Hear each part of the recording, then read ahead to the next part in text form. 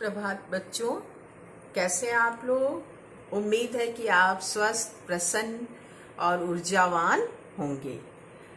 चलिए अब हम लोग अपने विषय पर आते हैं।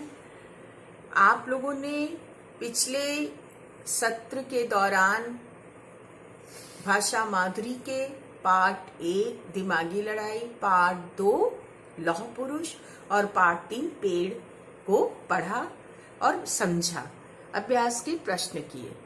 अब हम लोग भाषा माधुरी कर चुके हैं। अब हम लोग भाषा अभ्यास पे आते हैं। भाषा अभ्यास जो आपकी दूसरी एक और हिंदी की किताब है, उसमें आपको अभ्यास करवाए गए हैं विभिन्न व्याकरण से संबंधित, और कुछ रचना कार्य भी है। रचना कार्य माने जिसमें आप लेखन कौशल सीखते हैं, लिखने का कौशल सीखते हैं। अपने मन से आप कुछ चीजें लिखते हैं, जैसे रचना कार्य में पत्र लेखन, जैसे संवाद लेखन, जैसे अनुच्छेद लेखन, ये चीजें रचना कार्य हैं। और व्याकरण से संबंधित आप बहुत सी चीजें जानते हैं और उनका अभ्यास करते हैं। तो चलिए हम लोग आज जो पार्ट 1 दिमागी लड़ाई पढ़ने जा रहे हैं, उसमें विशेषण का परिचय पहले सीखेंगे। विशेषण क्या है प्यारे बच्चों? विशेषण आप लोगों ने कक्षा चौथी में उम्मीद है कि विशेषण एक बार जरूर पढ़ा होगा। मैं आपके पूर्व ज्ञान से आपको जोड़ते हुए बताना चाहूंगी कि विशेषण क्या है। विशेषण संज्ञा या सर्वनाम शब्द की जो शब्द विशेषता बताते हैं उन्हें विशेषण कहते हैं। अब संज्ञा क्या है, मैंने आपको पिछली कक्षाओं में बताया। संज्ञा किसी भी नाम को संज्ञा कहते हैं।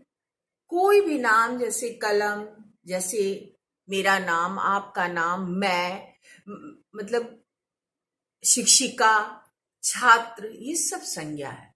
तो संज्ञा की विशेषता बताए। और सर्वनाम की, सर्वनाम क्या है? जो शब्द संज्ञा के स्थान पर बोले जाते हैं उन्हें हम सर्वनाम कहते हैं। जैसे सीता एक लड़की है, वह पढ़ने में अच्छी है, तो सीता दोबारा हम ना प्रयोग करके वह प्रयोग किए तो वह सर्वनाम है। ठीक है बच्चों, तो फिर से विशेषण की परिभाषा पे गौर कीजिए।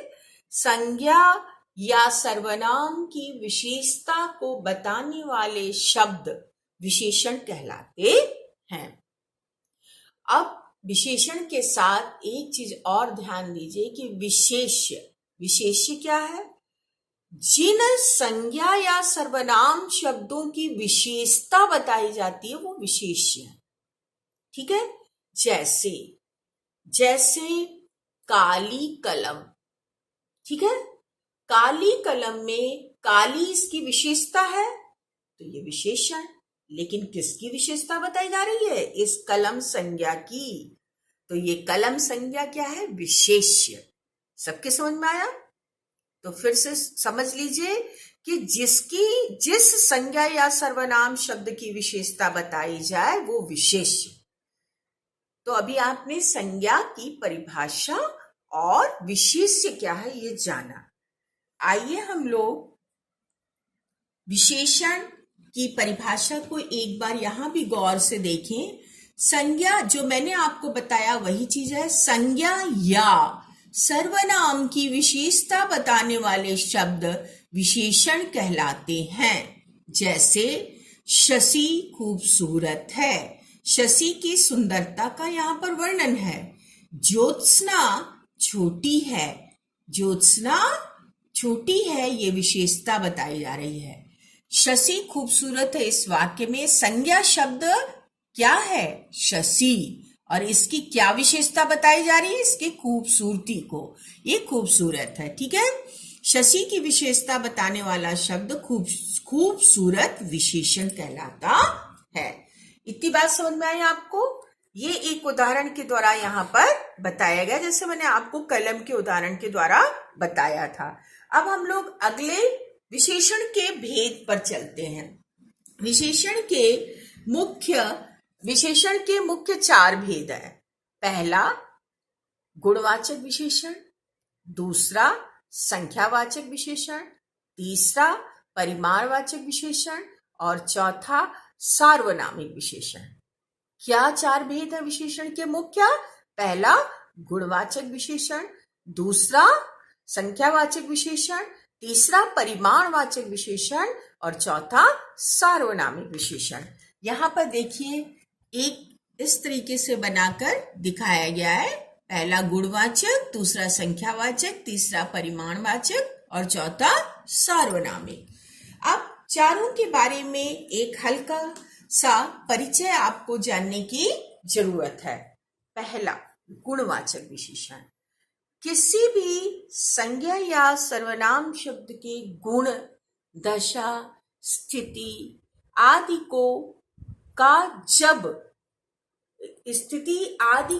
की विशेषता का जब परिचय बताया जाए तो वो गुणवाचक विशेषण है। अब गुण का मतलब ये नहीं कि केवल उसके सकारात्मक पहलू को बताया जाए जिस शब्द के द्वारा, वो विशेषण नहीं, उसके नकारात्मक पहलू को भी बताना है, वो भी गुणवाचक विशेषण में ही आता है।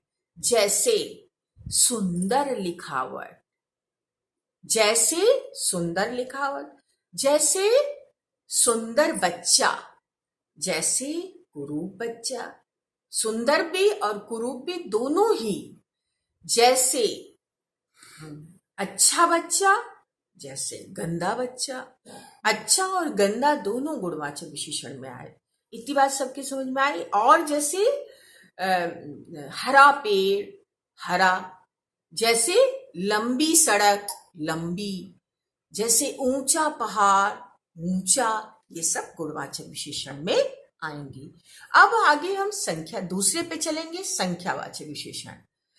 जब कोई संख्या विशेषण के रूप में प्रयोग की जाए या जब कोई संज्ञा या सर्वनाम की विशेषता बताए, तब वहां पर संख्यावाचक विशेषण होगा।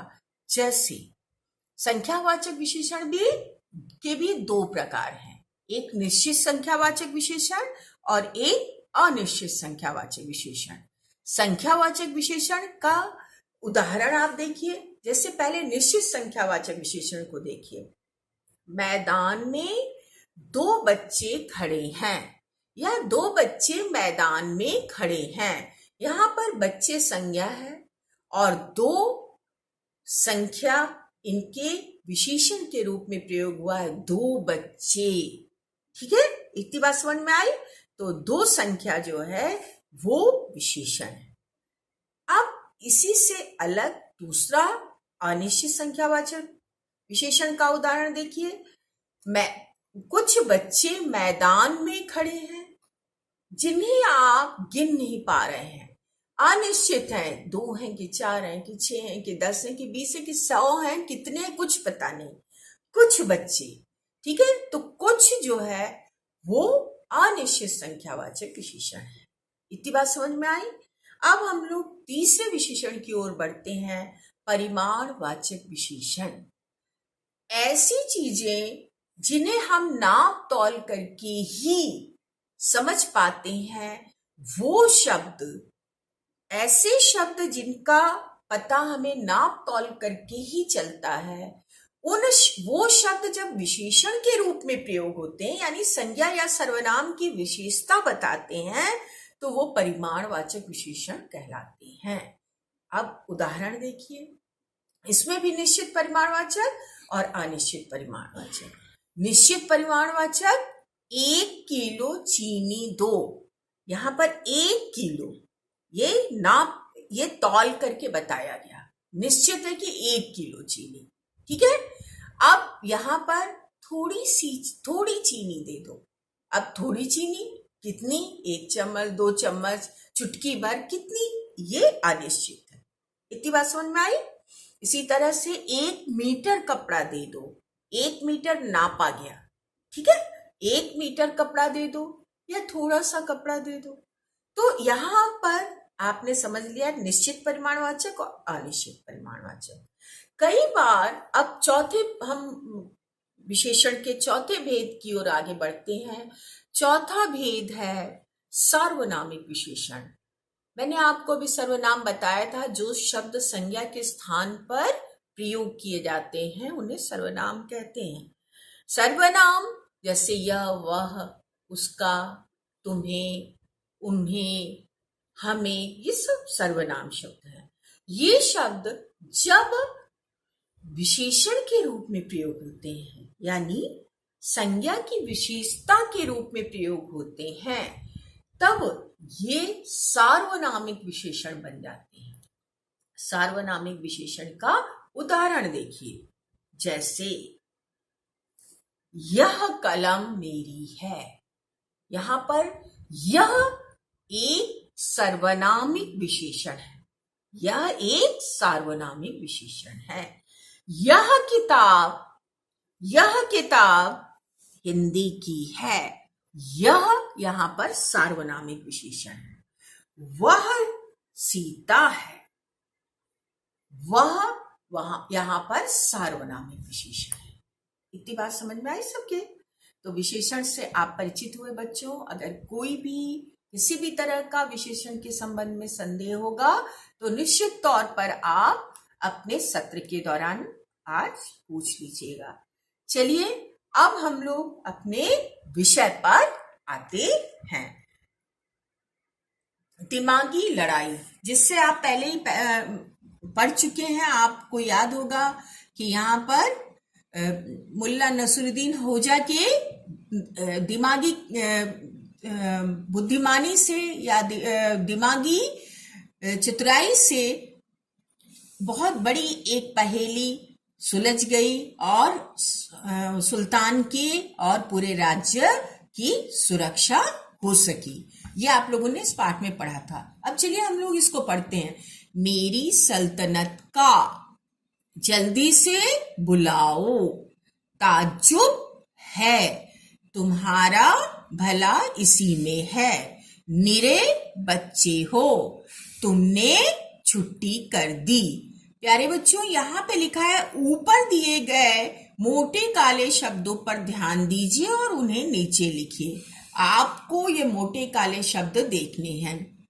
क्या है? सल्तनत, जल्दी, ताज्जुब, तुम्हारा, बच्चे, छुट्टी।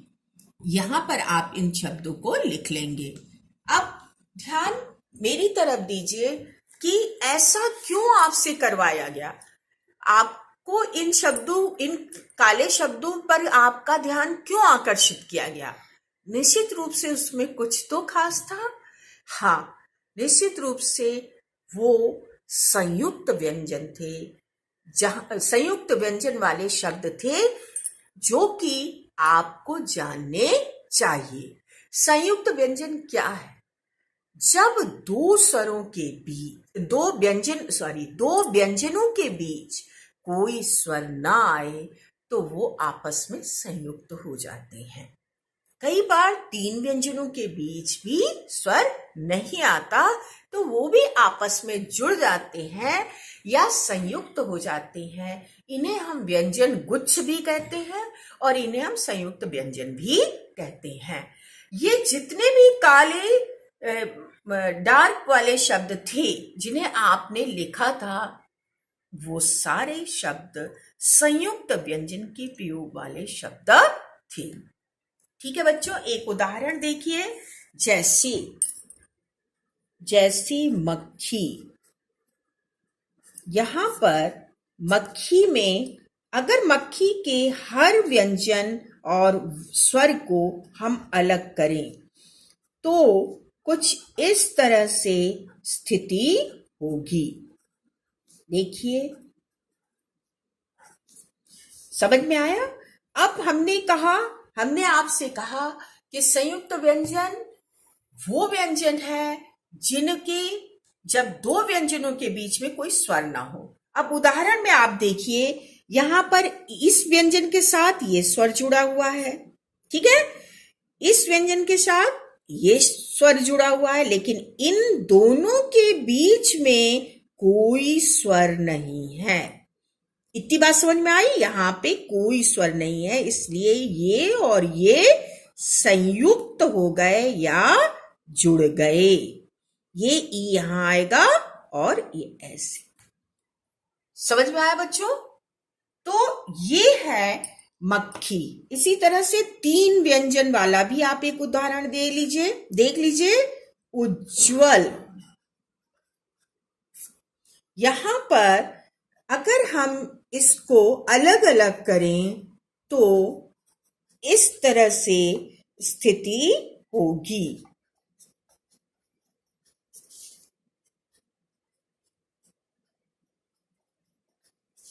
यहां पर देखिए उ अपने आप में स्वर है, फिर ज और ज के बीच में कोई स्वर नहीं है, और इस ज और व के बीच में भी कोई स्वर नहीं है, इसलिए ये तीनों इसके बाद ये स्वर है और इसके बाद ये स्वर है।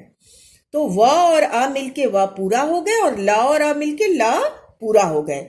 यहां पर इन तीनों के बीच में कोई स्वर नहीं है, इसलिए ज से संयुक्त होगा और ये ज व से संयुक्त होगा। इतनी बात समझ में आई?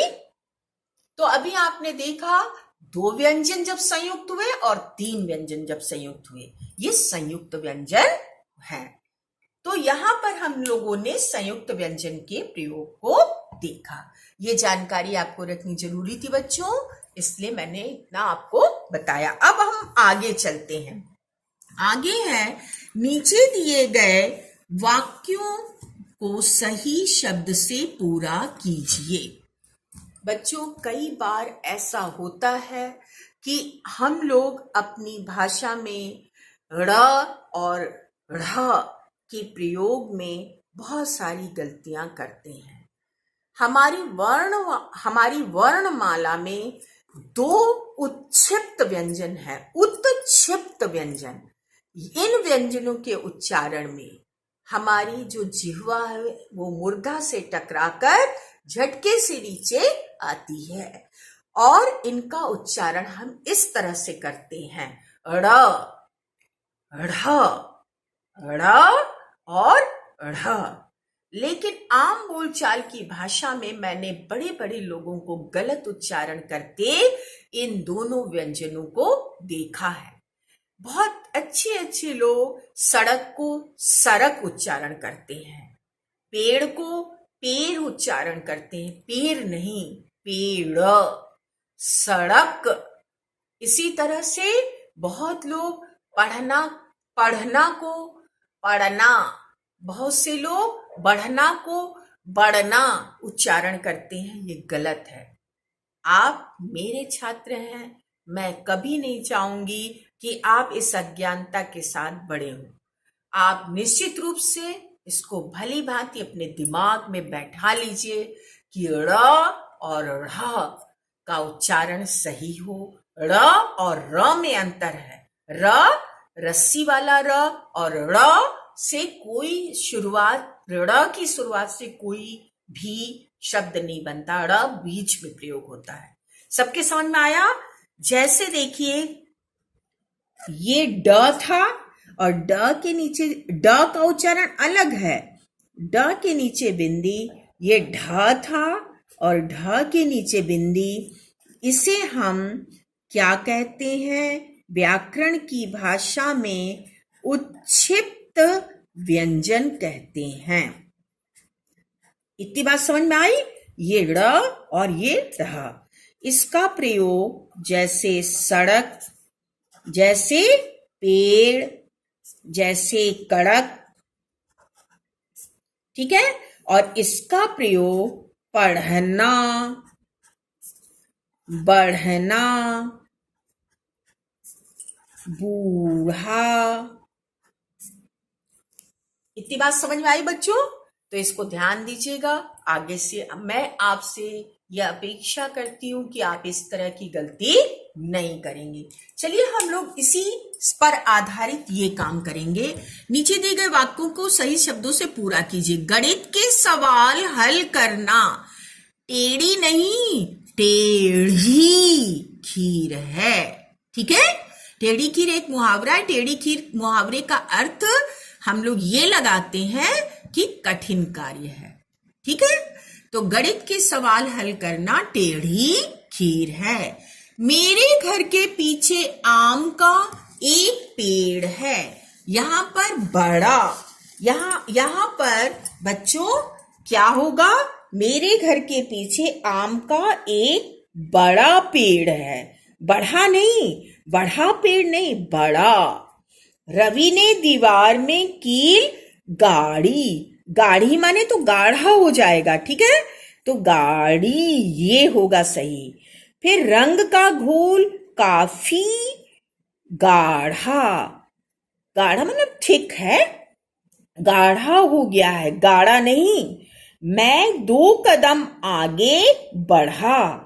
बड़ा नहीं, बड़ा माने तो बड़ा, ठीक है। अब इतनी बात समझ में आई। तो यहाँ गणित के सवाल हल करना टेढ़ी खीर है। मेरे घर के पीछे आम का एक बड़ा पेड़ है। रवि ने दीवार में कील गाड़ी। रंग का घोल काफी गाढ़ा हो गया। मैं 2 कदम आगे बढ़ा। इतनी बात समझ में आई बच्चों। अब हम लोग तीसरे प्रश्न की ओर चलते हैं। वाक्य बनाइए। वाक्य बनाइए में सल्तनत। सल्तनत का अर्थ क्या है? साम्राज्य। ठीक है, तो राजा बादशाह की सल्तनत में बुद्धिमान आदमी, बुद्धिमान दरबारी थे। हम एक वाक्य ये भी बना सकते हैं। आप अपने हिसाब से कोई वाक्य बनाकर लिखिएगा। ठीक है, मैंने क्या बनाया कि बादशाह की सल्तनत में अनेक बुद्धिमान दरबारी थे। अब दूसरा है जल्दी। आज मैंने अपना काम जल्दी खत्म कर लिया, जल्दी समाप्त कर लिया। आज मैंने अपना गृह कार्य जल्दी समाप्त कर लिया। अब आगे ताज्जुब। अगला है ताज्जुब। ताज्जुब का अर्थ होता है हैरान। ठीक है, अब इसका प्रयोग हम इस तरह से कर सकते हैं। मोहन की लिखावट देखकर मुझे ताज्जुब होता है, या उसके व्यवहार में के परिवर्तन को देखकर मुझे ताज्जुब होता है, या उसके व्यवहार में आई अच्छाइयों को देखकर मुझे ताज्जुब होता है। अब अगला है तुम्हारा।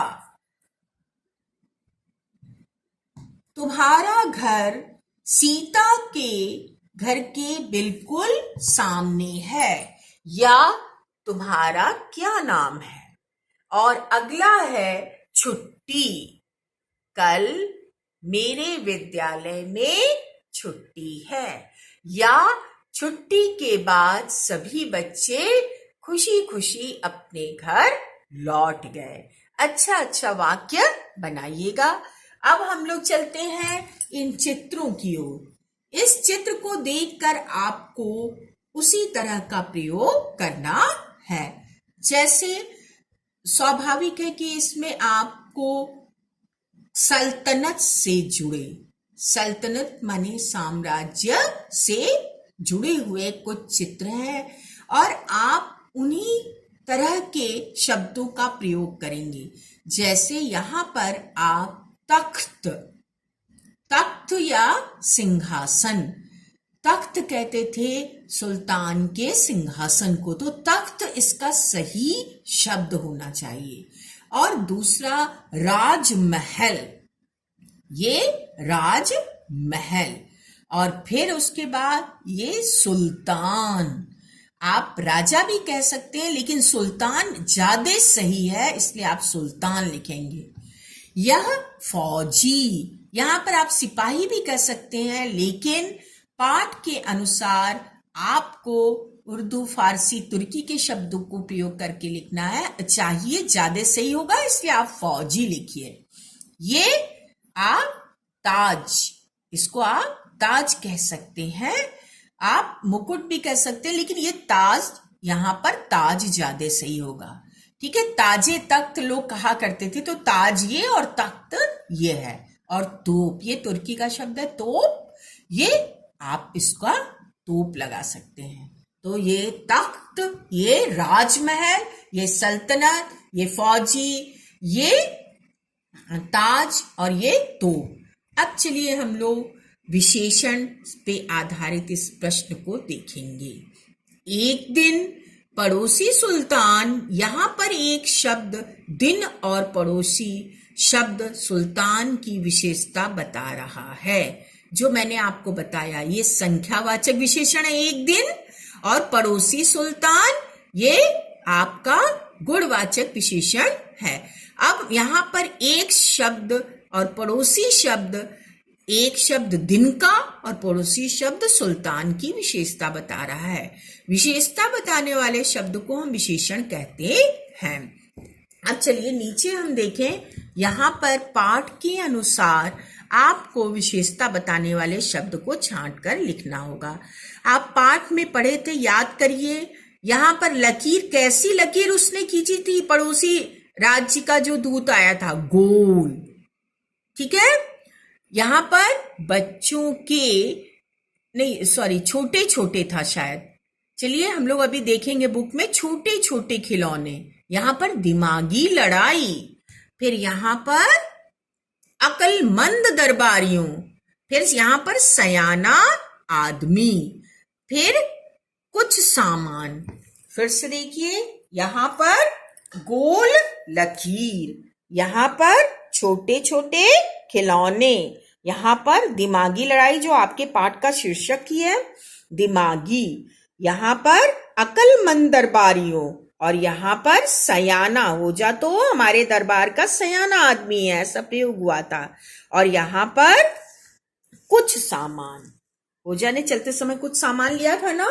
अब चलिए हम लोग अगले प्रश्न की ओर चलते हैं बच्चों। ध्यान इधर, नीचे दिए गए वाक्यों को बोल बोल कर पढ़िए।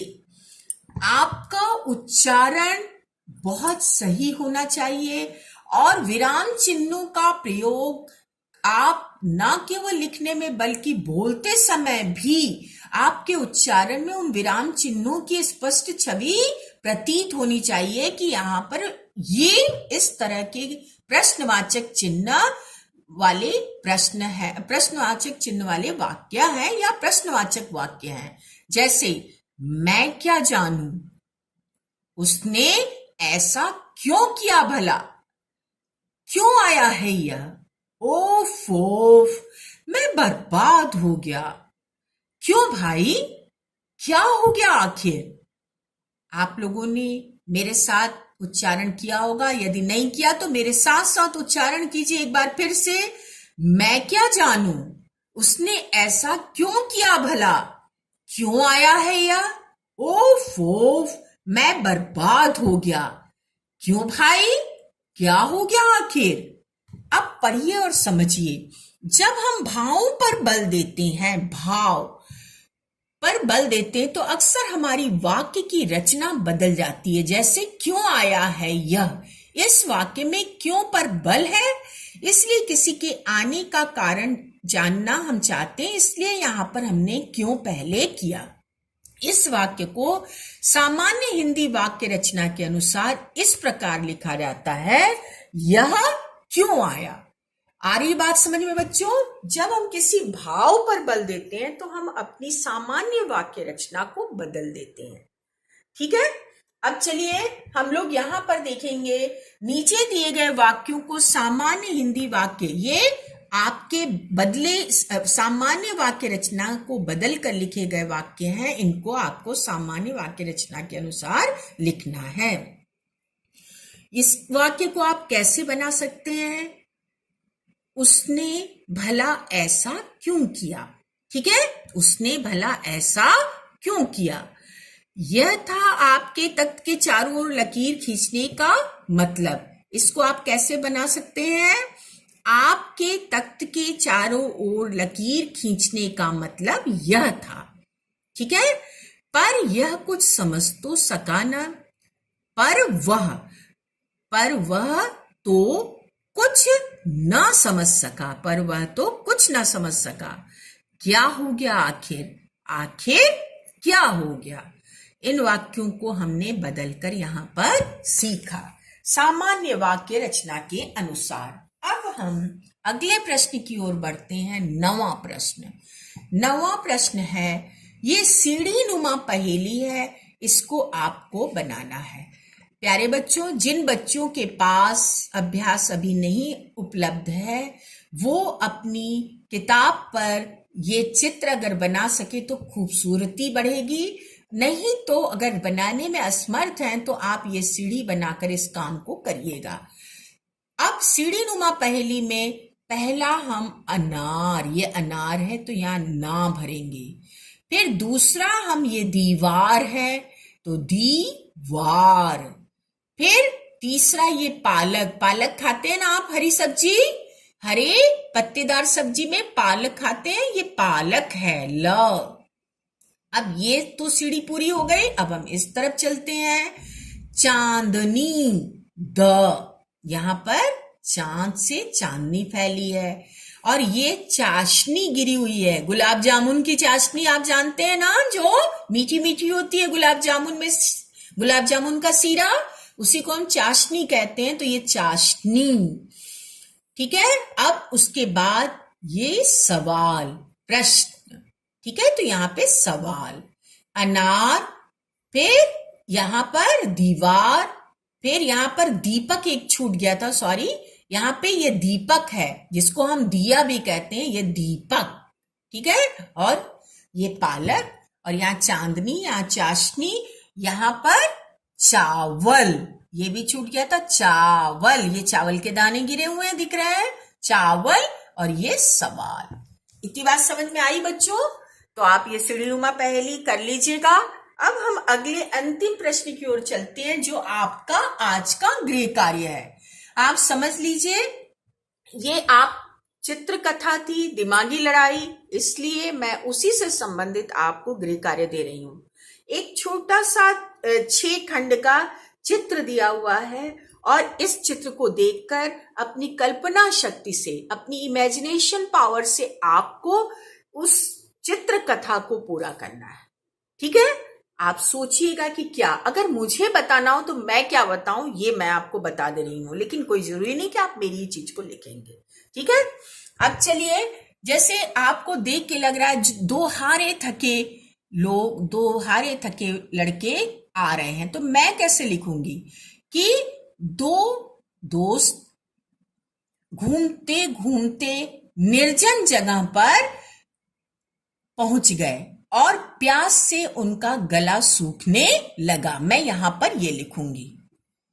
तभी एक मित्र को, तभी एक लड़के को या एक बालक को पानी दिखाई दिया और वह खुशी से उछल पड़ा। यहां पर मैं ये लिखूंगी, वह पानी पीने की कोशिश करने लगा। यहां पर कुछ लिखना नहीं है, लेकिन ये चित्र से यही लग रहा है। और यहां पर मैं क्या लिखूंगी, अगर मुझे लिखना हो कि जो दूसरा लड़का है या दूसरा दोस्त है या दूसरा व्यक्ति है, लड़का, वो देखता है पानी को, बोलता है, अरे रे ये तो गंदा पानी है, ये तो मैला पानी है। तो अरे ये मैला पानी है, मैं इसे नहीं पीऊं। ये वाला लड़का बोलता है, ये मैला पानी है, मैं इसे नहीं पीऊं। यहां पर ये कहता है कि हाँ ये मैला पानी है, इसे पीने से हम बीमार हो सकते हैं। अब हम घर चल करके साफ पानी पिएंगे, तब तक तुम धैर्य रखो। और वे दोनों आपस में एक दूसरे की हिम्मत बढ़ाते हुए आगे बढ़ते हैं। और यहां पर मैं लिखूंगी कि थोड़ा सा और सब्र रखो और चलो हम लोग साफ पानी घर चल के या जहां कहीं भी साफ पानी मिलेगा उसे पी लेंगे। इस तरह से हम चित्र कथा के संवाद को पूरा करते हैं। आप लोग इस काम को पूरा कर लीजिएगा बच्चों।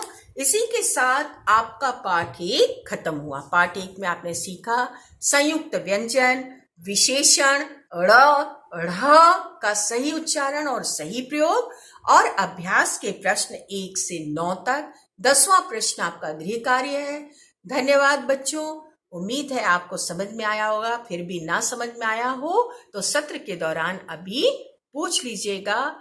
खुश रहिए, स्वस्थ रहिए, प्रसन्न रहिए। इसी शुभकामना के साथ आज का सत्र समाप्त।